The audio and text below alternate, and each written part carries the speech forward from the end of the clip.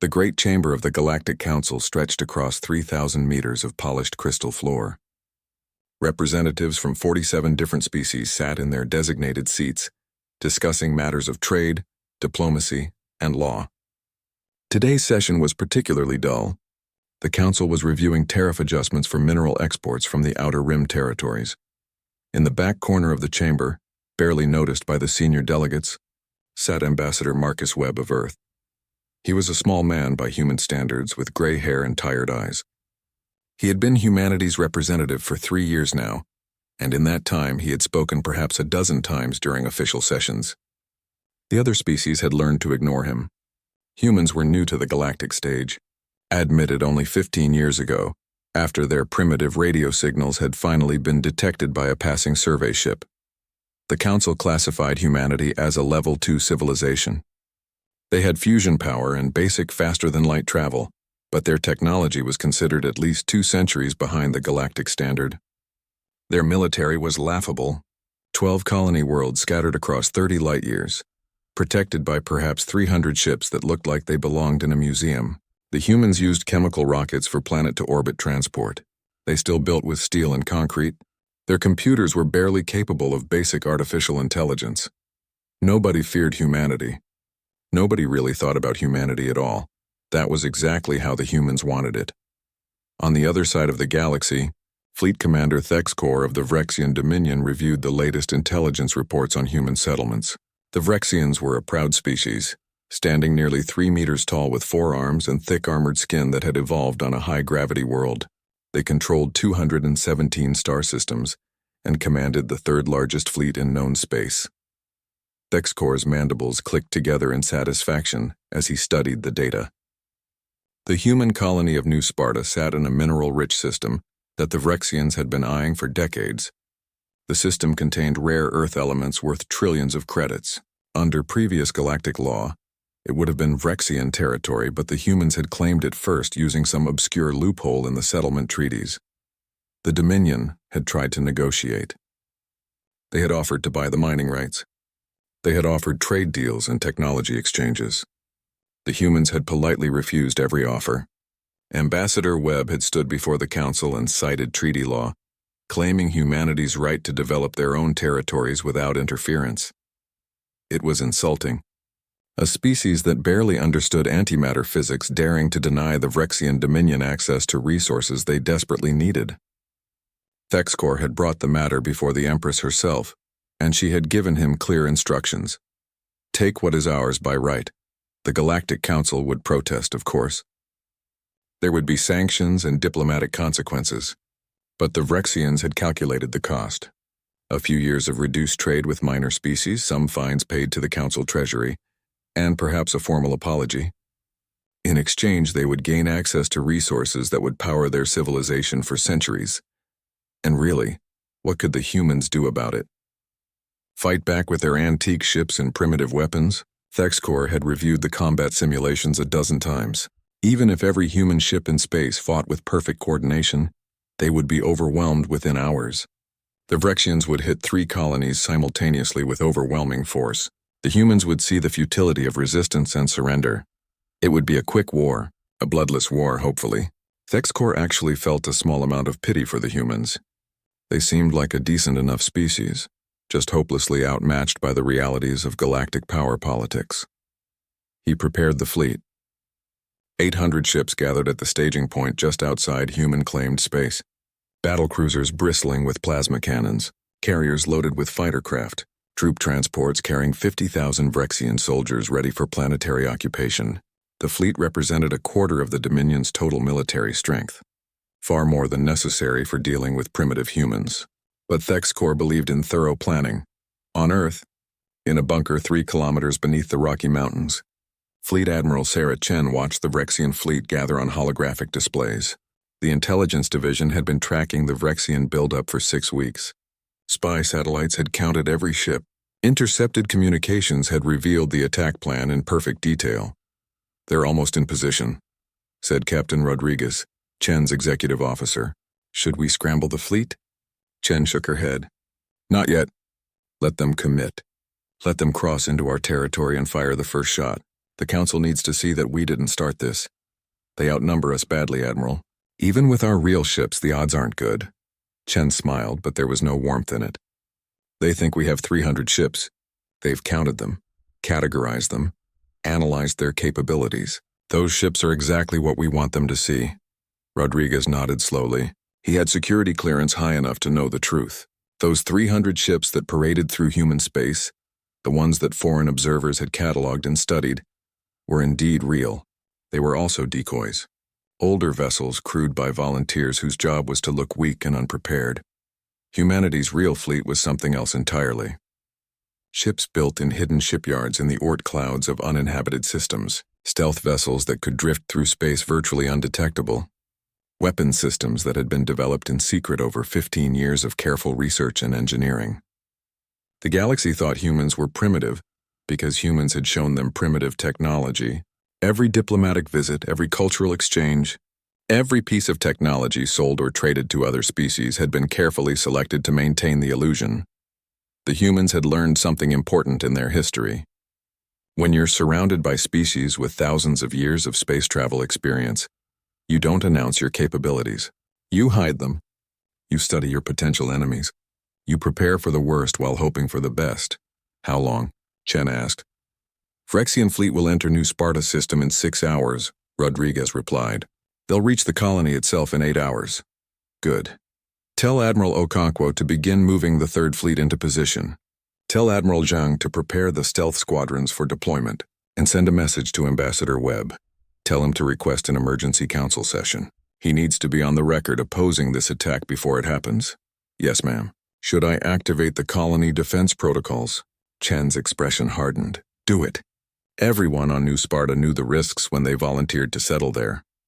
Every colonist has combat training. Every building has bunkers. If the Phyrexians want that planet, they're going to bleed for every meter. 6 hours later, the Phyrexian fleet crossed into human space. Thexcor stood on the bridge of his flagship, the Eternal Glory, watching the tactical displays with satisfaction. No human ships had moved to intercept them. No defense fleet had scrambled to meet the threat. The humans were simply going to let them take the colonies without a fight. Perhaps they weren't even as primitive as intelligence suggested. Perhaps they were smart enough to recognize when they were outmatched. All ships begin attack approach, Thexcor commanded. Target military installations first. Minimize civilian casualties. We are here to occupy, not to slaughter. The Phyrexian fleet accelerated toward New Sparta, 800 ships moving in perfect formation. Their sensors detected the small human defense fleet orbiting the planet. 37 ships, maybe 40. Exactly as intelligence had predicted. It was going to be even easier than Thexcor had hoped. He had no idea how wrong he was. The first Phyrexian ships entered orbit around New Sparta, expecting to see panic. Fleeing civilians, desperate evacuation attempts. Instead, the cities below remained calm and orderly. Streetlights still functioned. Transportation systems operated normally. It was as if the colonists didn't know a hostile fleet had just arrived. Thexcor felt a small unease creeping into his confidence. He activated the communications channel to the planetary governor. This is Fleet Commander Thexcor of the Phyrexian Dominion. You are ordered to surrender immediately. Comply and no harm will come to your people. Resist and we will be forced to use military action. The face that appeared on the screen surprised him. Governor Rachel Martinez looked young, maybe 40 standard years by human reckoning. She wore a simple gray uniform with no decorations or rank insignia. Her expression was calm, almost bored. Commander Thexcor, she said quietly, you have violated council law by entering sovereign human territory with military intent. You have approximately 60 seconds to withdraw your fleet before we respond with defensive measures. Thexcor's mandibles clicked in disbelief. Governor, you seem to misunderstand your situation. We have 800 warships. You have perhaps 40. Your technology is centuries behind ours. This isn't a negotiation. Surrender or face annihilation. Martinez smiled. It wasn't a pleasant smile. 50 seconds, Commander. This is absurd. I'm giving you one final chance, 40 seconds. I suggest you start withdrawing now. After that, we will consider your presence an act of war and respond accordingly.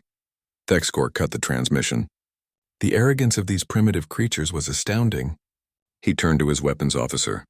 Target their orbital platforms. Fire a warning shot. Let's show them we're serious. The Eternal Glory's main plasma cannon charged and fired. A lance of superheated matter crossed the space between the battlecruiser and the nearest human orbital station. The shot was deliberately aimed to miss by 100 meters, a demonstration of power meant to frighten. The orbital station exploded. Thexcor stared at his displays in confusion. What happened? Did we miscalculate the trajectory? No, Commander, his sensor officer reported, voice puzzled. The station self-destructed. And, sir, I'm detecting multiple power surges across the planet's surface. Down on New Sparta, alarms blared through every city and settlement. Citizens moved quickly but without panic. They had trained for this scenario hundreds of times. Every person knew their designated shelter. Every family had an assigned role in the defense network. This was no ordinary colony. New Sparta hadn't been named randomly. Every single colonist was either a veteran of Earth's military forces or a volunteer who had completed extensive combat training. The entire colony was a military base disguised as a civilian settlement. The farms produced food for an army. The factories manufactured weapons and ammunition. The schools taught children how to shoot, how to build fortifications, how to survive in a war zone. The Vrexians had attacked the wrong planet. In orbit, the small human defense fleet finally moved.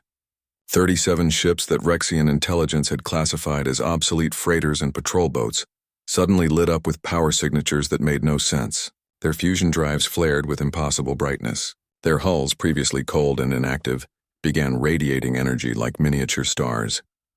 Commander, those aren't civilian vessels, the sensor officer said, his voice rising with alarm.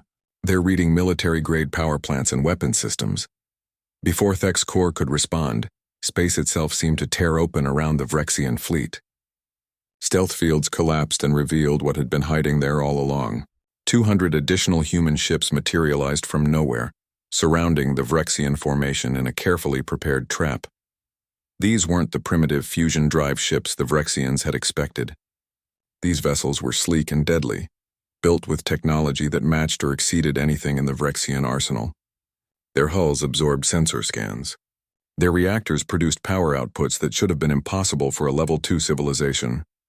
Admiral Okonkwo commanded the Third Fleet from the bridge of the battleship Thermopylae. He had waited 6 hours in silent running mode, his ships drifting with cold reactors and minimal life support while the Vrexians walked into his trap. Now, with the enemy fully committed and unable to retreat quickly, he gave the order that changed everything. All ships, fire at will. Show these bastards what happens when you attack humanity. The human fleet opened fire with weapons the Vrexians had never encountered. Railguns accelerated projectiles to a fraction of light speed, kinetic weapons that didn't rely on plasma or energy shields. They simply punched through Vrexian armor like it was paper, nuclear-pumped X-ray lasers, one-shot weapons that could vaporize a cruiser in a single pulse. Missile pods launched smart weapons that could dodge point defense and strike with pinpoint accuracy. The Vrexian fleet reeled under the assault. Ships exploded.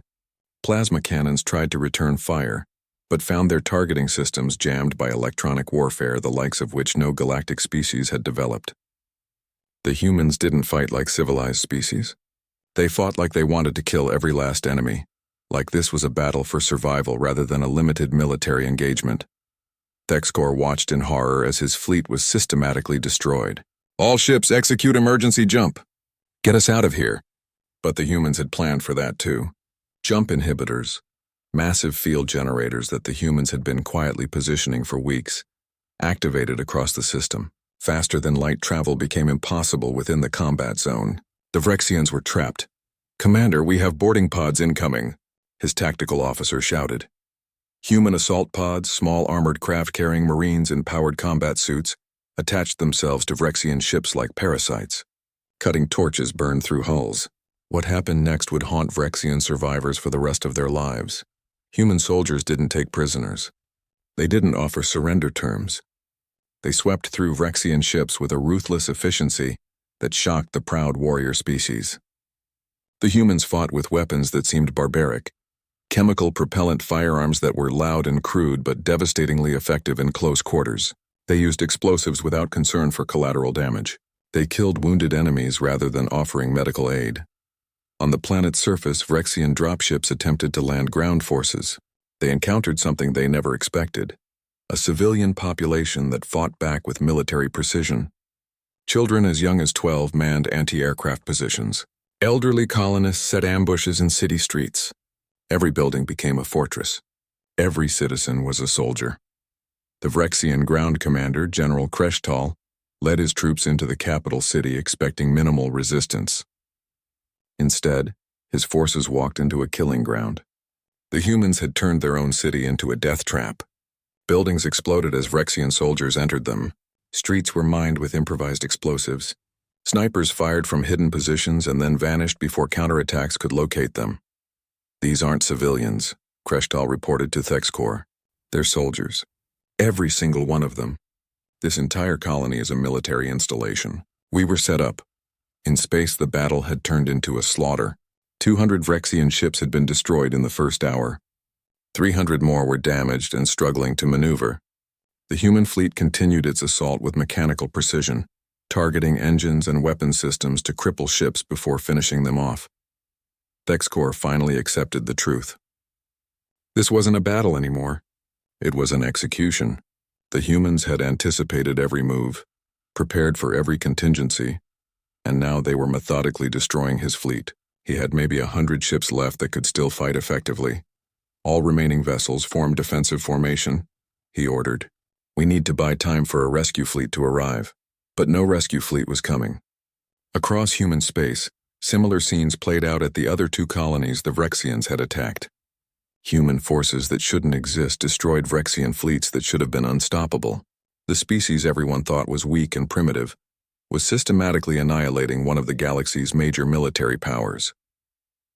As the second day of fighting began, only 73 Vrexian ships remained operational. They huddled together in a defensive sphere, firing desperately at the human vessels that circled them like sharks around wounded prey. Thexcor knew he was going to die here. His flagship was damaged, his crew was exhausted, and the humans showed no signs of stopping their attack. He sent one final transmission to Vrexian High Command. "Do not underestimate the humans. They are not what we thought. They are apex predators hiding in plain sight.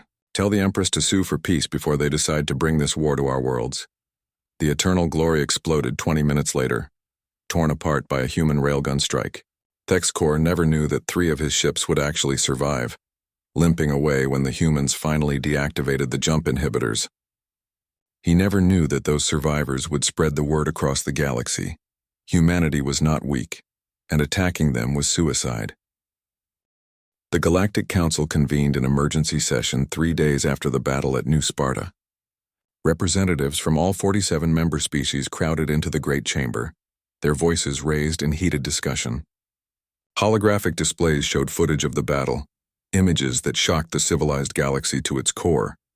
Burning Vrexian ships, human soldiers fighting with brutal efficiency, entire fleets destroyed in what should have been a simple military occupation. The casualties were staggering. Nearly 750 Vrexian ships destroyed, over 200,000 Vrexian soldiers and crew dead. Only 3 ships had escaped each battle zone to tell the tale. Council Chairman Veltoth, an elderly member of the peaceful Meridian species, called the session to order. His 4 eyes were troubled as he looked across the assembled delegates. "We are here to address the military action taken by the Vrexian Dominion against human colonies, and the subsequent human response. Ambassador Webb, the Council offers its condolences for the unprovoked attack on your people. The Dominion has violated treaty law, and we will impose appropriate sanctions." Marcus Webb stood slowly. He had changed his appearance since the last session. Gone was the tired old man in a plain suit. Now he wore an actual military uniform, black with silver insignia that marked him as a serving officer in the Earth Space Force. His eyes were hard and cold. "Chairman Veltoth, the Council's condolences are noted. However, humanity did not request this emergency session to receive sympathy." A murmur ran through the chamber. The Vrexian ambassador, a young diplomat named Shekson who had inherited the position after his predecessor suffered a heart failure upon hearing the battle reports, shifted nervously in his seat. "Then why are you here, Ambassador?" Veltoth asked. "To inform the Council of our intentions," Webb replied. "The Vrexian Dominion launched an unprovoked military attack against 3 sovereign human colonies. They killed 42,000 human citizens. They destroyed civilian infrastructure. They attempted to occupy our territory through military force. This council, for all its talk of law and order, did nothing to prevent this attack despite humanity warning you of Vrexian threats for 3 years. Ambassador Webb, the council cannot prevent all conflicts, Veltoth began. The council didn't try, Webb interrupted. You assumed humanity was weak and unimportant. You assumed the Vrexians would win quickly, and then you would impose your sanctions and fines and everything would return to normal.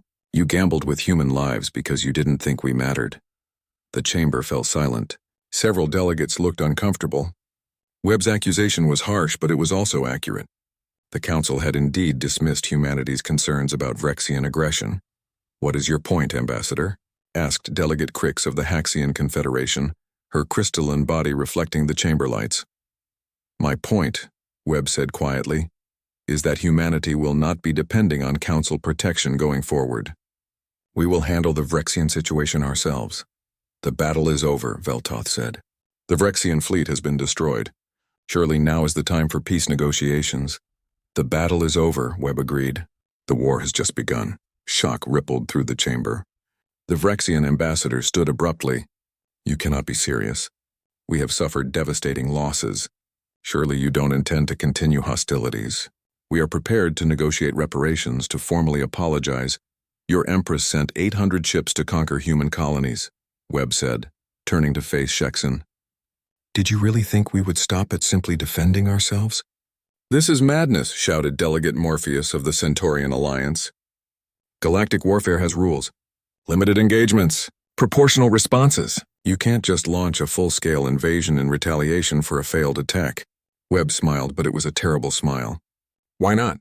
The Vrexians thought they could take what they wanted because we were weak. Now they'll learn what happens when you attack a species that knows how to fight a real war. Admiral Sarah Chen materialized as a hologram beside Webb. Her presence surprised the council. Military commanders rarely addressed the diplomatic forum directly. Members of the council, Chen said, her voice carrying clearly through the chamber. As of 0800 hours this morning, the Earth Space Force initiated Operation Payback. Our fleets are currently moving on Vrexian logistics centers throughout their territory. We are not targeting civilian populations. We are targeting military infrastructure. Supply depots, fuel refineries, communications hubs, and shipyards. You're crippling their military, Veltoth said, understanding dawning on his face. We're ensuring they can never threaten human colonies again, Chen corrected. The Vrexian Dominion commands approximately 3,000 ships spread across 200 systems. Those ships need fuel, ammunition, food for their crews, and parts for maintenance. We're removing those resources. In approximately 2 weeks, the Vrexian military will be unable to function as a cohesive force. The council erupted in shouting. Delegates demanded humanity cease its operations immediately. They threatened sanctions, trade embargoes, even military intervention by council peacekeeping forces. Webb let them shout. When the noise finally died down, he spoke again. The council is welcome to sanction humanity. You're welcome to condemn our actions. What you're not welcome to do is interfere. Any species that sends military forces to aid the Vrexians will be considered hostile to humanity and treated accordingly. You can't threaten the entire galaxy, Delegate Crix protested. We're not threatening the galaxy, Webb said calmly. We're simply stating facts. Humanity has the capability to defend itself and to prosecute wars against those who attack us. We've been building our military in secret for 15 years, while you all thought we were primitive and harmless. We let you think that because it was safer. Now the Vrexians have forced our hand, and the galaxy gets to see what humanity is really capable of. Shexen, the Vrexian ambassador, looked desperately at the council chairman. You must stop them. The humans are violating every principle of civilized warfare. They're not offering surrender terms. They're not avoiding civilian targets. They're systematically destroying our ability to defend ourselves. We're avoiding civilian casualties wherever possible, Chen corrected. But yes, we are destroying your military capacity. That was the goal. You wanted to take our colonies by force. Now you'll learn that actions have consequences. Over the next week, human forces demonstrated a level of military sophistication that shocked the galactic community. They struck at targets across Vrexian space with pinpoint precision. Supply convoys disappeared. Orbital shipyards exploded. Communications networks went dark. The humans used stealth technology that made their ships almost impossible to detect. They employed electronic warfare that turned Vrexian computer systems against their operators. Most terrifying was their intelligence network. The humans seemed to know exactly where every important Vrexian military asset was located. They knew patrol routes, shift changes, and defensive weaknesses. It suggested they had been gathering intelligence on the Vrexians for years. Preparing for exactly this scenario, the Vrexian military tried to respond, but they were crippled by the loss of their logistics network. Ships ran out of fuel and drifted helplessly. Soldiers went hungry as food shipments never arrived. Weapon systems failed because spare parts weren't available. The Dominion's massive fleet, once the third most powerful in known space, became nothing more than floating metal. Admiral Chen directed the operation from her command ship, the Constitution, watching as reports came in from across Vrexian space. Her staff worked with ruthless efficiency, coordinating attacks by dozens of independent strike groups. Admiral, the Vrexian Empress is broadcasting on all frequencies, Captain Rodriguez reported. She's requesting an immediate ceasefire and offering unconditional surrender. Denied, Chen said without hesitation. We're not stopping until their military is completely dismantled. How long until the fleet reaches Vrexian Prime? 48 hours at current speed. Good. Make sure every ship in the galaxy can see us coming. I want the Vrexians to know we're not hiding anymore. The human fleet emerged from faster-than-light travel at the edge of the Vrexian home system. Over 600 ships, the largest military force humanity had ever assembled, moved in perfect formation toward the heart of the Dominion. Every sensor in the system tracked their approach. Every species with diplomatic relations watched through observation satellites. The Vrexian defense fleet, what remained of it, sat in orbit around their homeworld. Perhaps 400 ships, many damaged from previous engagements, tried to form a defensive line. They were outnumbered and outmatched, but they were defending their home. Chen opened a communications channel to the Vrexian Empress directly. Your Majesty, this is Admiral Sarah Chen of Earth. You attacked our colonies. You killed our people. Now we're here at your homeworld with enough firepower to reduce this system to debris. I'm going to give you something your fleet commander didn't give our colonists. A chance to surrender. The Empress appeared on screen. She looked old and tired, her 4 arms trembling slightly. What are your terms, Admiral? Complete disarmament of your military. Reparations to be paid to the families of human casualties.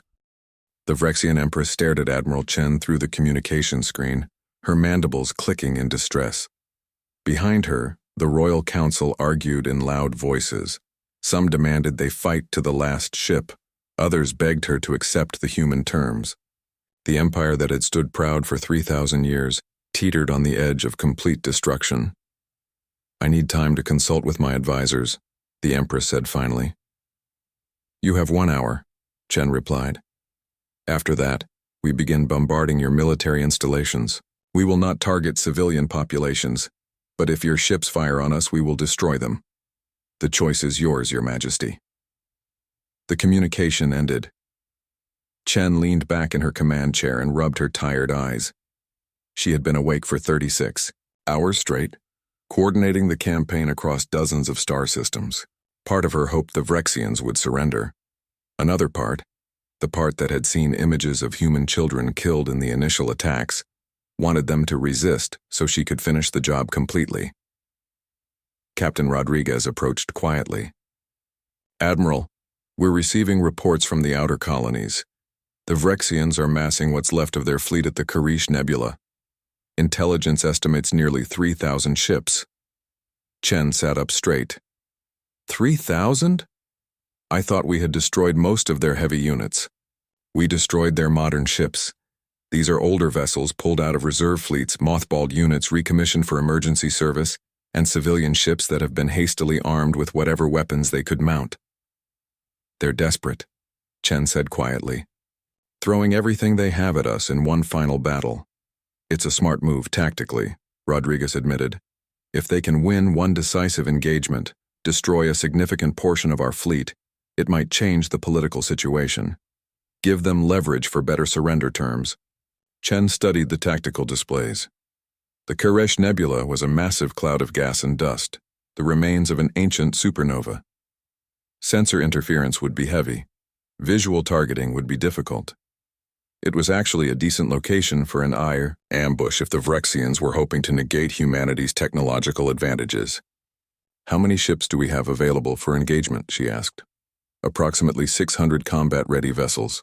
We outnumber them in terms of modern warships, but 3,000 against 600 is still poor odds.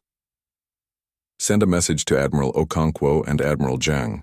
Tell them to converge on the Koresh Nebula with all available forces, and tell them to implement contingency plan Sparta." Rodriguez's eyes widened. "Are you sure, Admiral?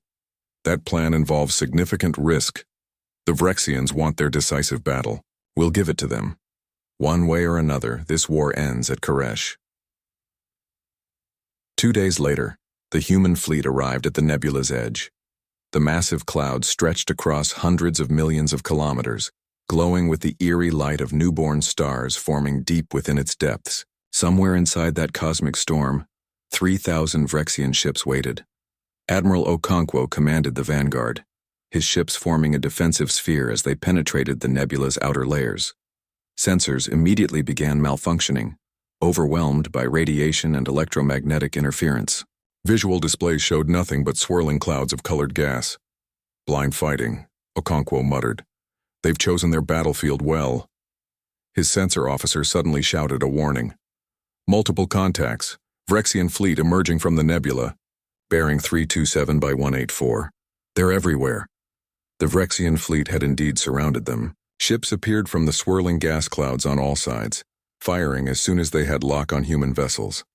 Plasma bolts and missile trails lit up the nebula like a fireworks display. The battle was joined in the worst possible conditions, at close range and near-zero visibility. Human ships took damage immediately. The Thermopylae shuddered as plasma strikes overwhelmed its forward shields. Okonkwo gripped his command chair as his ship returned fire, railguns pumping projectiles into the attacking Vrexian vessels. Multiple impacts, forward sections, hull breaches on decks 3 through 7. "Casualties reported," the damage control officer reported.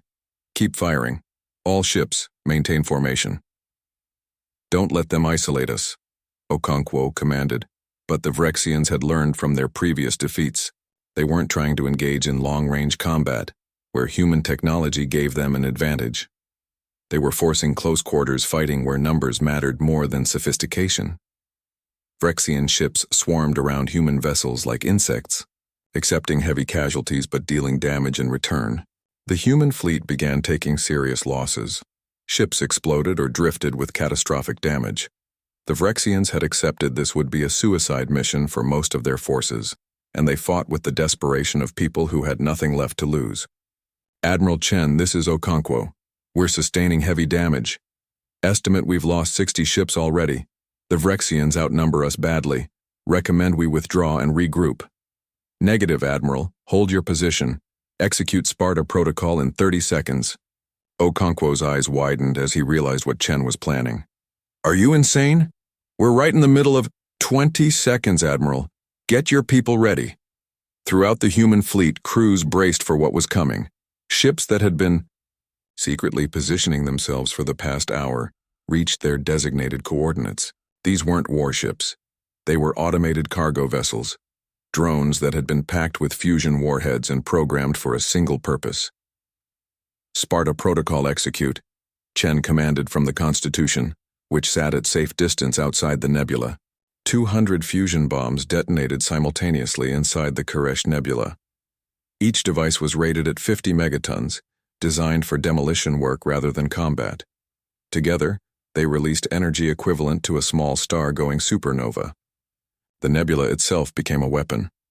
The fusion detonations superheated the gas clouds, creating a shock wave of radiation and pressure that tore through space at a significant fraction of light speed.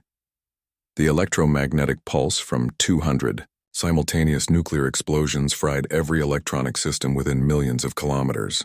Vrexian ships, already old and hastily recommissioned, died in their thousands. Their systems overloaded. Their hulls cracked under the pressure wave. Their crews were killed by radiation that penetrated their inadequate shielding. The carefully planned ambush became a death trap as the humans turned the environment itself into a weapon of mass destruction. Human ships had been designed with this tactic in mind. Their electronics were hardened against electromagnetic pulse. Their hulls were built to withstand extreme radiation. Their crews wore protective gear that could survive brief exposure to intense energy. They still took damage, terrible damage, but they survived. When the shockwave passed and the radiation levels dropped to survivable levels, the human fleet emerged from the cosmic storm battered but intact. Behind them, the Karish Nebula glowed with an angry red light.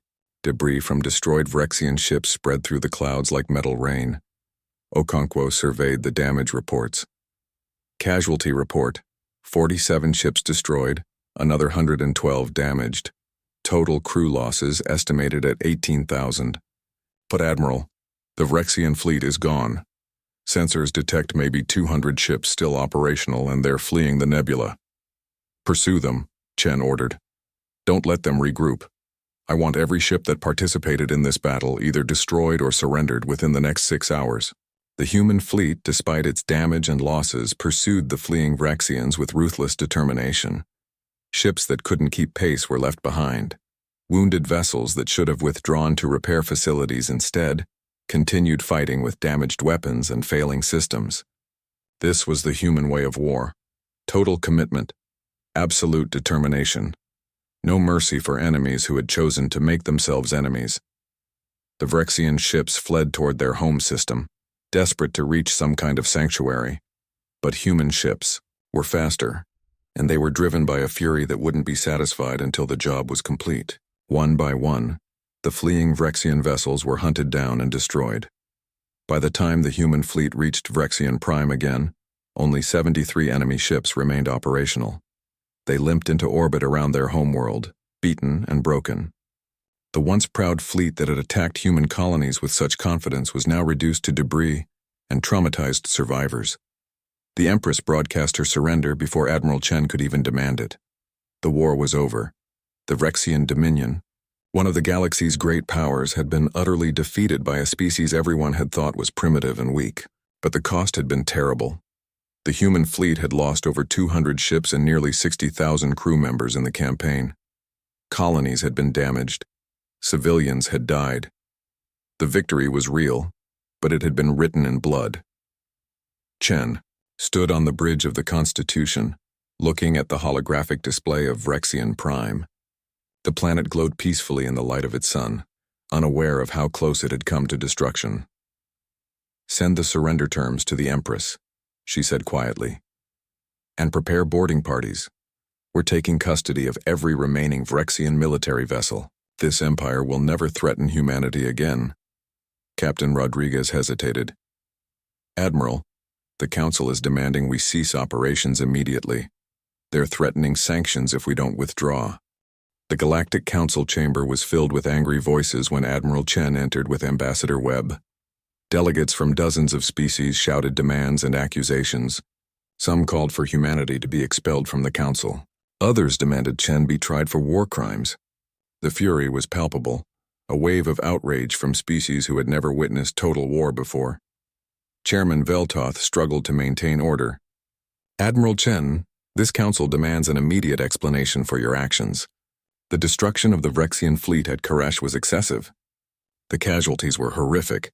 You used weapons of mass destruction in a manner that violates every principle of civilized warfare." Chen walked calmly to the speaking platform, her military uniform showing signs of the campaign's toll. She had lost weight. Dark circles shadowed her eyes, but her expression was hard and uncompromising. "Chairman Veltoth, members of the Council, I am here to accept the Vrexian surrender and present the terms that will end this war. I'm not here to apologize for defending my species." "Defending?" shrieked Delegate Morpheus. "You destroyed an entire fleet.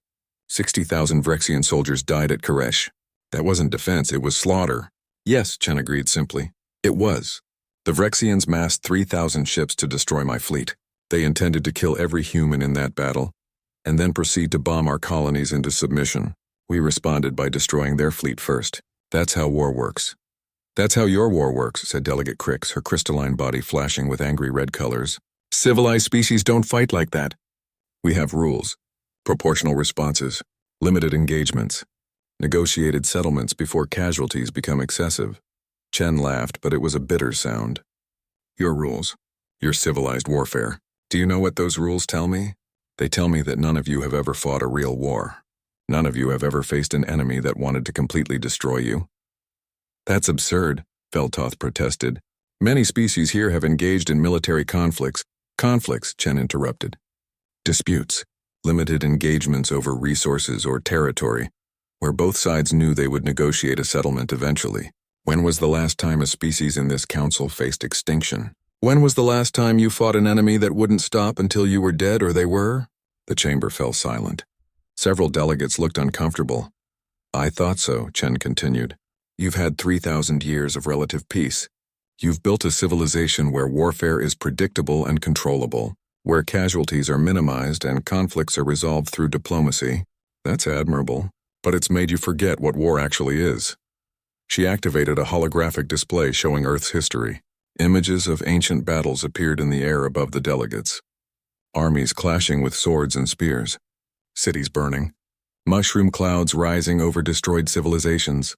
This is humanity's history, Chen said quietly. 5,000 years of almost continuous warfare. We fought with sticks and stones. We fought with bronze and iron. We fought with gunpowder and then nuclear weapons. We nearly destroyed our own planet a dozen times over before we finally achieved global peace. Do you know why humans are so good at war? Because we evolved fighting each other. More images appeared. Predators chasing prey across African plains. Early humans hunting with primitive tools. Tribes battling over resources. Humans aren't apex predators, Chen explained. We didn't have claws or fangs or natural armor. We survived through endurance and intelligence. We chased prey until it collapsed from exhaustion. We learned to plan ambushes, to coordinate attacks, to use tools and weapons. We learned that the species that fights smarter and harder survives, and the species that doesn't becomes extinct. What does this have to do with your actions at Karish? Demanded Delegate Morpheus. Everything, Chen replied. The Vrexians attacked us because they thought we were weak. They looked at our primitive technology and our small fleet and decided we would be easy prey. They made the same mistake you're all making now. You think because we chose peace we forgot how to wage war. She changed the display to show footage from the Battle of Karish. Delegates turned away from the images of destruction. We didn't forget, Chen said. We chose to build a peaceful civilization. We chose to join the galactic community and follow your laws. But we never stopped preparing for the possibility that someone would force us to fight. Every human colony has military training. Every ship we built had hidden weapons systems.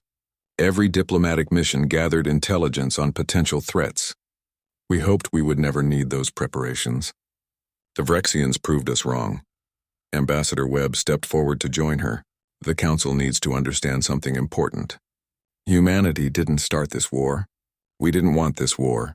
But once the Vrexians attacked our colonies and killed our people, we had only two choices: surrender and accept subjugation, or fight with everything we had. You could have negotiated after the first battle, Veltoth argued. After you defended New Sparta, you could have accepted the Vrexian surrender offer. What surrender offer? Webb asked coldly. The Vrexians didn't offer to surrender after New Sparta. They threatened to send more ships. They demanded we give them the colonies anyway. They tried to negotiate from a position of strength even after we had destroyed their first fleet. So we taught them what happens when you threaten humanity. Chen pulled up casualty figures. 42,000 human civilians died in the initial Vrexian attacks. 60,000 of my soldiers died defending our territory and prosecuting the war that followed.